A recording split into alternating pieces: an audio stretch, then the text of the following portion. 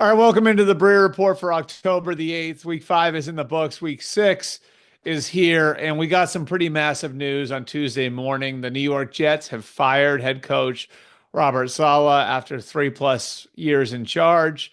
The decision was made this morning. Robert Saleh came into work as usual, then informed of his decision by Jets owner Woody Johnson. And before we spin this forward and what it means for the team, I think there are a couple of pieces of background that can be really informative in why and how this happened. Now, Woody Johnson's patience with the situation had run thin very clearly, and the Denver loss and the way that the Jets looked in that Denver loss and losing a game to a team and to a quarterback in Bo Nix, a rookie quarterback who had negative passing yardage at the half, despite having, I think it was 7 or 8 completions, was a tough pill for them to swallow. Obviously, going over to London, we've used this line before. Billionaires don't like being embarrassed. Woody Johnson goes over to London where he was the ambassador. They didn't look very good playing against a Vikings team that is now 5-0 and losing to a quarterback in Sam Darnold that was cast off by Robert Saleh and Joe Douglas after they first got to New York in 2021. That wasn't good either. But if you want to dig further into the past, there are a couple of things that signal why this decision was made as quickly as it was this year. First of all, an important nuance to the decision is that Robert Saleh was not Woody Johnson's hire. Robert Saleh was hired during a time at which Woody Johnson was still over in London as the ambassador to the United Kingdom. It was the tail end of his time there, but he was still over there. So this was a hire that was made by Woody's brother, Christopher Johnson, who really, really liked Robert Saleh and believed in his vision for the team. So that's number one, that Woody Johnson, a lot of times decisions like this with Woody Johnson, decisions like this, a lot of times can be made with owners not wanting to be wrong. And in this case, Woody Johnson has the cover of it not having been his decision in 2021 to hire Saleh in the first place. Then there's what happened less than 2 years ago when the Niners lost D'Amico Ryans as their defensive coordinator. When Ryans went to Houston to become the head coach of the Texans, Niners head coach Kyle Shanahan called the Jets on Jeff Ulbrich. That name, of course, is important now because he's the interim coach of the Jets.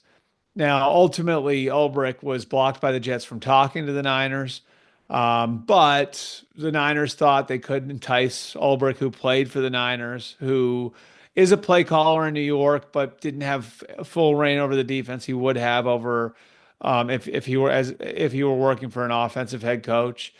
And so Kyle Shanahan and the Niners thought they might be able to lure him to San Francisco with the carrot of coming home to the place where he played and the carrot of having full reign over one side of the ball.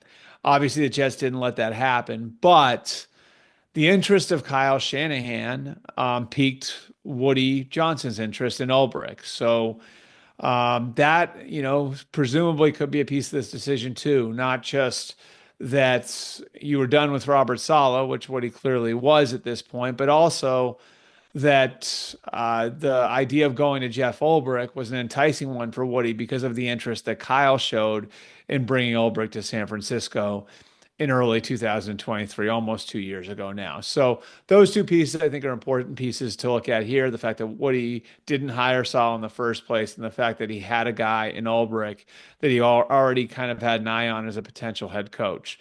So what does this mean going forward? This is not a decision that's generally made by a contending team. Now, we can argue that the Jets aren't a contending team right now. They have a losing record. They are 2-3. They have invested a ton into this year. They have invested a ton into where they are right now, in 2023 and the way that they've built that roster. That doesn't mean that the whole thing is going to come undone when Aaron Rodgers retires, but they are going to have to reset. And they're going to have to reset around guys who are going to be on bigger contracts after Rodgers is gone. So that's your Jermaine Johnsons, who's hurt right now, your Quinnen Williams, your Garrett Wilsons, those sorts of guys, presumably down the road, Olu Fashanu. Those are the types of guys that are going to be the foundation pieces after Rodgers is gone. But those guys, outside of Quinnen haven't been paid yet. And that's going to mean some of the other guys in the roster being gone. So they're very leveraged into winning this year and next year. And so generally, you don't see a massive coaching move by a team that's in a spot like that. It was early last year that the Panthers fired Matt Rule as their head coach. And sorry, there are a bunch of texts coming in right now, and that's the ding you might hear there on the video. The Panthers did that, but the Panthers were in a spot where it was very clear that they were going to have to go through a very thorough rebuild. That was 2 years ago that they did that now. This is again very, very different. Generally, teams that are in a win now spot do not do this. So it'll be interesting to see how Jeff Ulbrich is able to rally the troops. It'll be interesting to see how Aaron Rodgers reacts to this. Obviously, there was some back and forth in the media with Aaron Rodgers and Robert Saleh. One of the real hot button things over the last couple of weeks was when Saleh had mentioned the idea of Rodgers not using cadence as a weapon as he had in the past, and then Rodgers firing back in a very public way at a press conference. So it's going to be on Ulbrich to stamp that stuff out now and to try and unite the team. And as a former player, you would think that he has the charisma to do it, having been around Ulbrich a little bit. It's very clear that he is that type of guy, but a challenging situation ahead for him. As for Salah's future, it's going to be interesting to see. He's got a lot of great relationships in the league. It would not surprise me if there's a call from Miami. He's very close with Mike McDaniel. If there was a call from Washington, he's very close with Dan Quinn.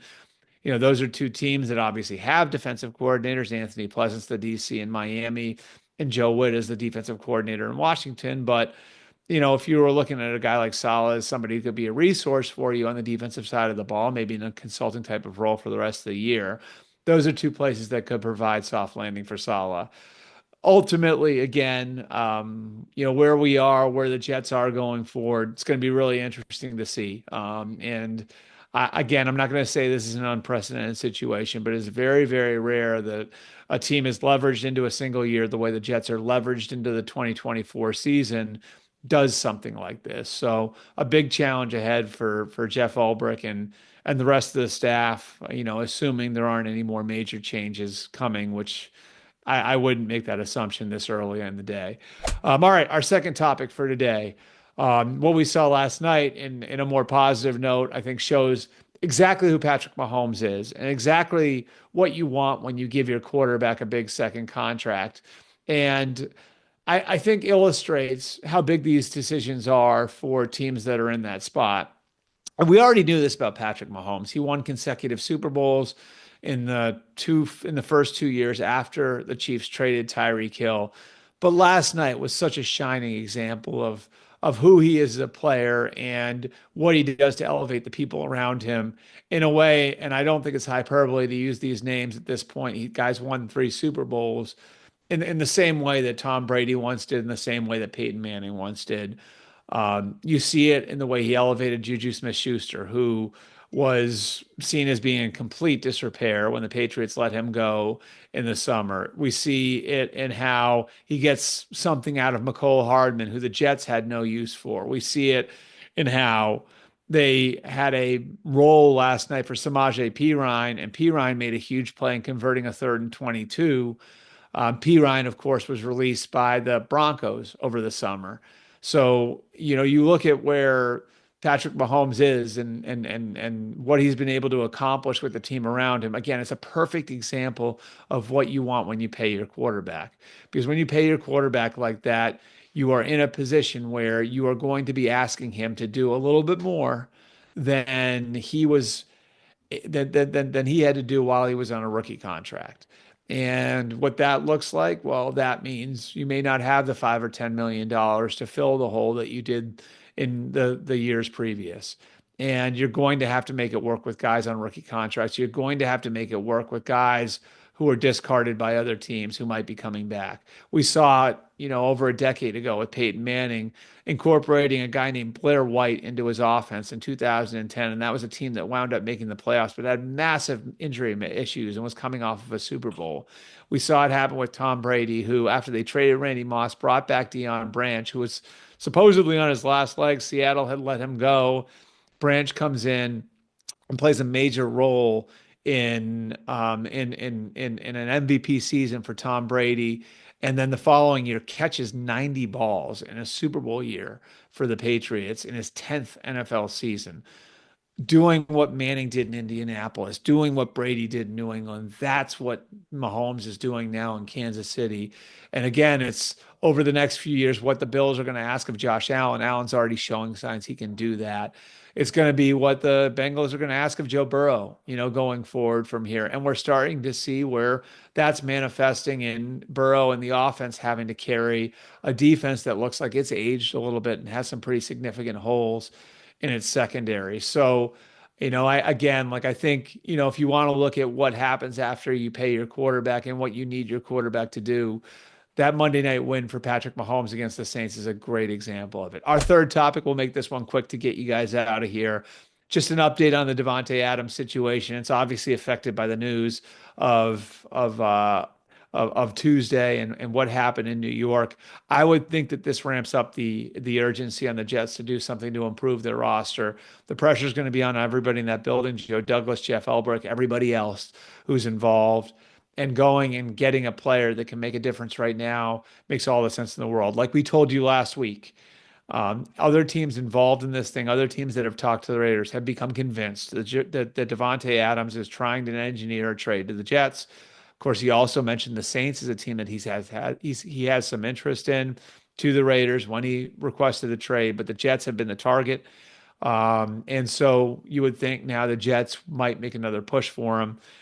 Just to reiterate, the Bills and Steelers are other teams that have made that phone call and have checked in on the availability of Davante Adams. His contract, of course, is a factor. He's got over 9 figures left, or over 8 figures left, for the rest of the 2024 season. So you're either going to have to be able to afford him or have the Raiders eat some of that money. And the price tag, the return for the Raiders is a piece of this too. Again, we've heard people throw around the idea of a second round pick. Not sure if he'd be valued that way by most NFL teams. I think the comps here are Keenan Allen and Stephon Diggs. Both those guys at a similar age to Adams with similar production to Adams last year. Were traded for less. Stephon Diggs was traded for a 2, but that was a future 2, and a 5 and a 6 were going back to Houston with him. Roughly the equivalent in that Buffalo Houston trade of a 3rd-round pick that the Bills got for Stephon Diggs. And then Keenan Allen was traded from the Chargers to the Bears for a 4th-round pick. So most teams value Adams at around a 3 or a 4. We'll see if somebody gets antsy and gives the Raiders what they want, gives the Raiders a 2 for Davante Adams. That's still, I think, up in the air. But maybe the Jets, in light of today's news, are that team. They become that team that is desperate enough, that is urgent enough to go and give the Raiders what they want for Davante Adams. And that'll be it for the Breer Report for October the 8th. Big news day. Thank you guys for coming in and checking in with us. We will be back with the mailbag in midweek, and then, of course, another Breer Report on Friday.